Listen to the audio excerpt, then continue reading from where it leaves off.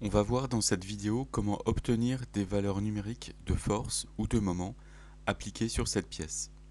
Sélectionnez le bouton Application, puis le bouton Mécanisme. On voit que des symboles apparaissent au point A et au point B pour les liaisons, et au point C, une flèche bleue correspondant à la charge. En sélectionnant le bouton Mesure, on voit que des mesures ont été définies avec un type réaction de liaison pour avoir un effort en newton. Donc ici par exemple on mesure la force au point A selon l'axe des X. On a donné un nom XA. À gauche on peut voir qu'une analyse a été définie. Donc ici on voit qu'elle est de type statique et au niveau de l'onglet charge externe on voit que la flèche bleue, la charge a été choisie. En dessous, la case est décochée pour activer la gravité, donc cela veut dire que l'analyse ne tient pas compte du poids de la pièce. Pour obtenir des résultats, un clic gauche sur l'analyse, puis le drapeau vert.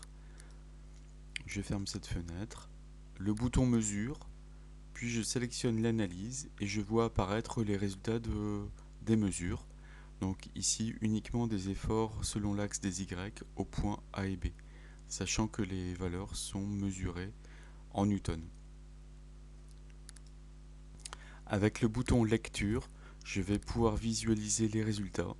Donc je sélectionne ce qui m'intéresse, donc YA, YB, la charge. Je peux montrer aussi les valeurs ainsi que les noms des mesures. Et avec le bouton lire, je vois apparaître à l'écran les résultats.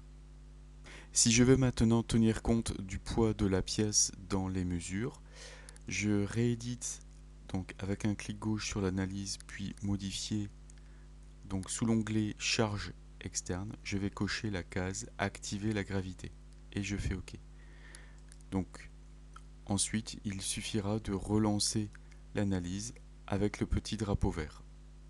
Si je veux maintenant modifier la position des points A, B et C, je referme ce module et dans l'assemblage, sous outils paramètres, je vais changer les valeurs de L1 et L2. Une fois ces nouvelles valeurs modifiées, il faudra bien sûr régénérer et relancer l'analyse avec le drapeau vert.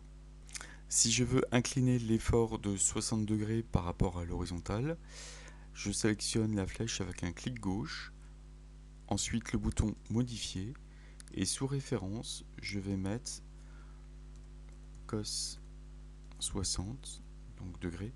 Je valide au clavier, je fais 8 et sur Y, je vais mettre par exemple moins sinus 60, je valide au clavier et je fais 8. Je valide ainsi l'orientation de l'effort appliqué au point C. Et donc pour obtenir les nouvelles valeurs des mesures, il faut relancer l'analyse avec le drapeau vert.